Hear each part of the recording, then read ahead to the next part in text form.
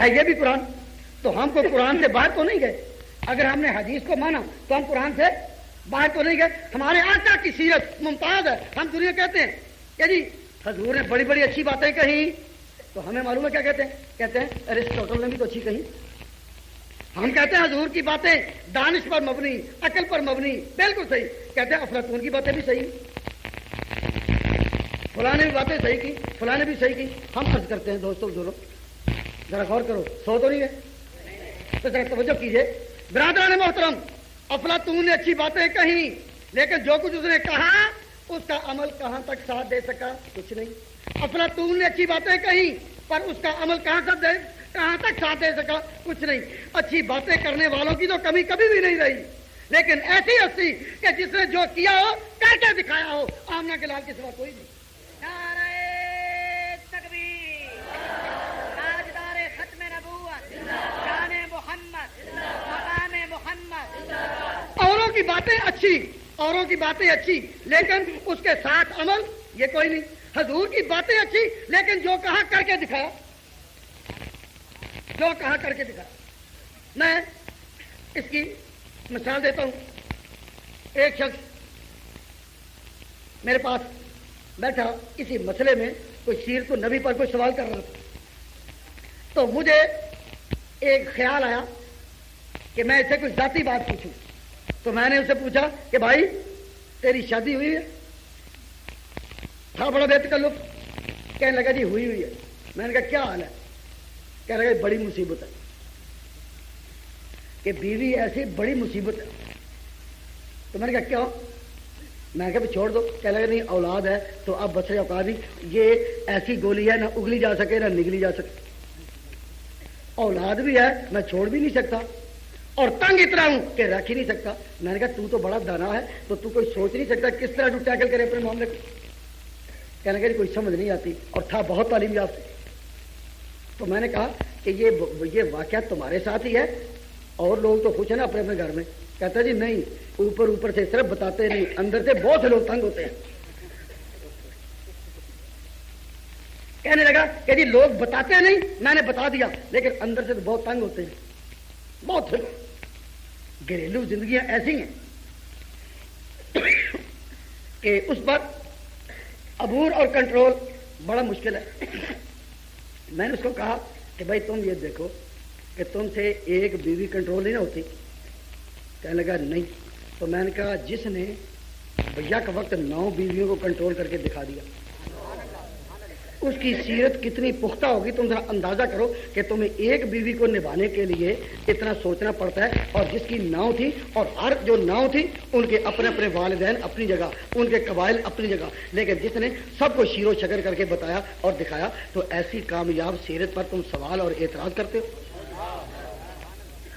وہ میرے سامنے توبہ کر گیا. کہنے لگا جی مجھے بات سمجھ میں آ گئی, مجھے بات سمجھ میں آ گئی. واقعی یہ سیرت وہ ہے کہ جو نمونے کی ہے, اور یہ اپنے اختیار کی نہیں, جب تک کہ اللہ تعالیٰ کی طرف سے نصرت یاوری نہ کرے.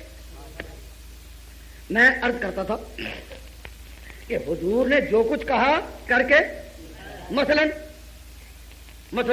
لوگوں کا سلو خمسکو, اے لوگوں 5 وقت نماز پڑھو, اور خود کتنی پڑھی؟ 6 یا 7. پھر لوگوں کا کتنی پڑھو اور خود 6 یا 7. تو اب بتائیے کہ عمل کا پہیہ آگے یا علم کا؟ عمل کا. کہ جو کچھ کہا کر کے دکھایا. لوگوں کو کہا تم مال جمع کر سکتے ہو, مال جمع رکھ سکتے ہو, اور جب سال گزرے حولان حول کی شرط پوری ہو تو زکوٰۃ دینی فرض ہے. اور اپنی باری آئی تو مال جمع ہی نہیں کیا, مال جمع ہی نہیں کیا, اور زکوٰۃ دینے کی بھی ضرورت ہی نہیں پڑی. تو جو کچھ کہا اسے پڑھ کر کے دکھایا یا نہیں؟ لوگوں کو کہا سومو شہرکم, رمضان کے روزے رکھو, اور خود شعبان کے بھی رکھے. جو کچھ کہا کر کے دکھایا یا نہیں؟ تو آقا نے اللہ کا نام لے کر دنیا کو کہا اے لوگوں, خدا نیکوں کی صفت بیان فرماتا ہے, والکاظمین الغیظ والعافین عن الناس, غصے کو پینے والے, لوگوں کو درگزر کرنے والے. اللہ کے بندے کون ہیں؟ غصے کو پینے والے اور لوگوں کو معاف کرنے والے. لیکن جب آقا کی اپنی باری آئی, آؤ فتح مکہ کا نقشہ سامنے رکھو. مکہ فتح ہوا, حضور فاتحانہ شان کے ساتھ مکہ میں داخل ہوئے. کس شان کے ساتھ؟ کس مکہ میں داخل ہوئے؟ جس سے نکلے تھے راتوں رات ساتھ ایک تھا صرف. جب مکہ سے نکلے تھے ساتھ ایک تھا. آج فاتحانہ طور پر پھر مکہ میں آئے، لیکن آج ایک نہیں، آج 10,000. آج کتنے ساتھ؟ معلوم ہوا کہ وہ ایک طرف 10,000 ایک طرف.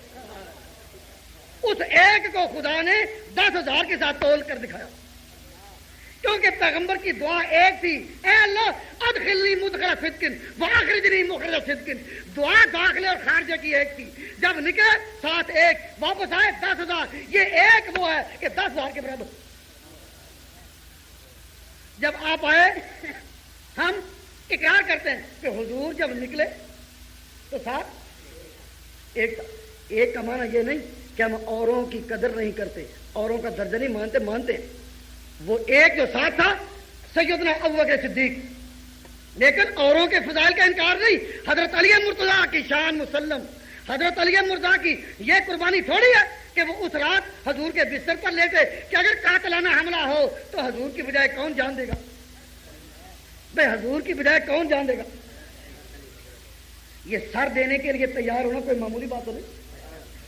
شہادت کیا ہے؟ شہادت کیا ہے؟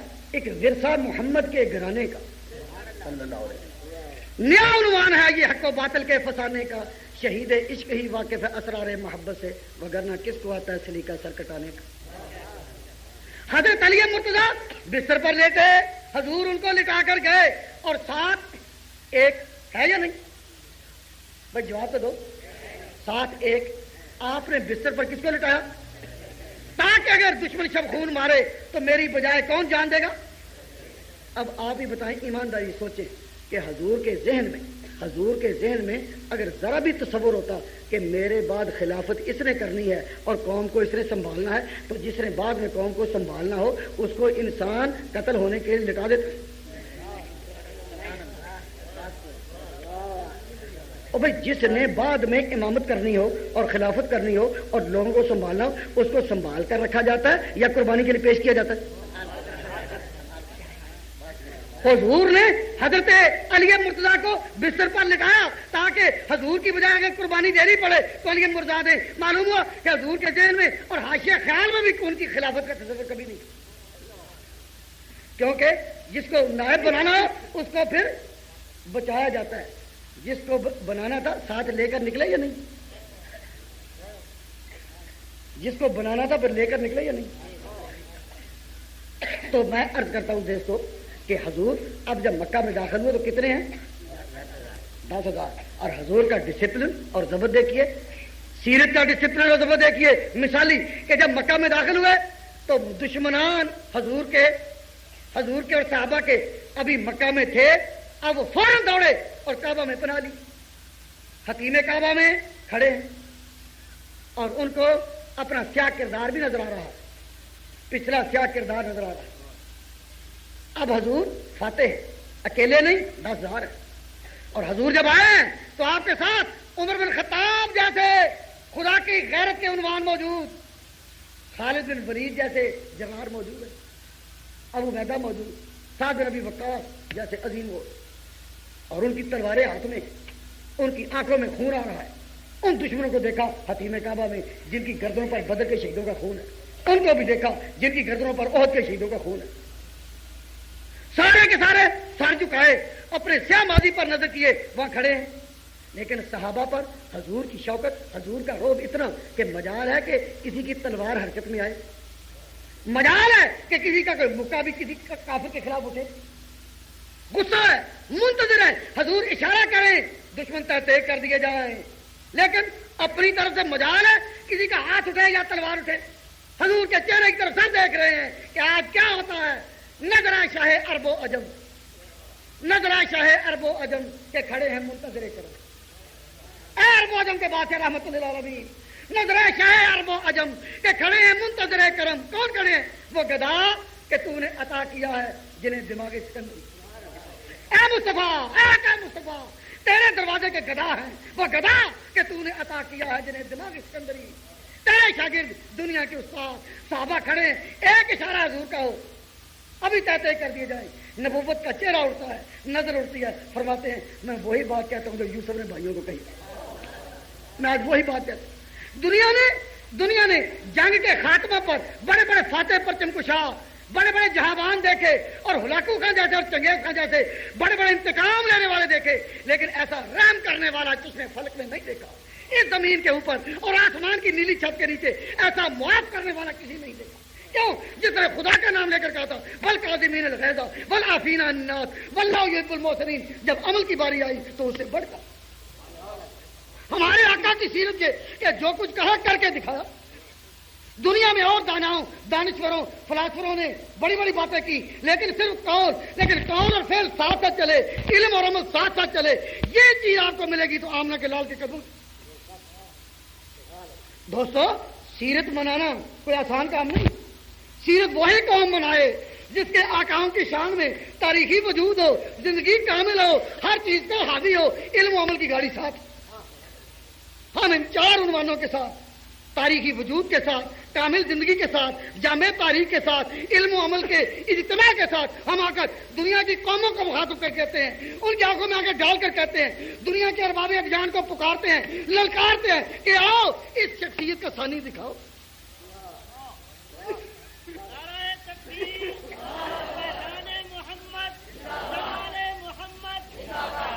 دوستو، عزیزو، بزرگ اور بھائیو، اللہ تبارک و تعالیٰ جل جلالہ امن والوں نے حضور کو جب فتح عطا فرمائی، آپ جب مکہ میں داخل ہوئے اونٹی پر سوار ہیں، آپ نے سر مبارک نیچے کر لیا، آنسو جاری ہیں، گردن جھکی ہے، اور سورہ فتح کی آیات رک رک کر پڑھتے ہیں کہ جس طرح روتے ہوئے انسان کی ہچکی بنتی ہے اور پورا لفظ نہیں ادا ہوتا، تو انا فتحنا لک فتحا مبینا، یہ رک رک کر پڑھ رہے ہیں، آنسو جاری ہیں۔ حضور سے صحابہ نے پوچھا، حضور آج تو خوشی کا دن ہے، آج تو فتح کا دن ہے، آج تو کامیابی کا دن ہے، تو حضور نے فرمایا کہ یہ وہی مکہ ہے جہاں سے مجھے نکالا گیا تھا، آج میں پھر جب یہاں داخل ہوا تو میں نے گردن جھکائی کہ رب العالمین یہ نہ کہے کہ آج محمد کو غرور آ گیا، اس لیے کہ جو دین ہے، جو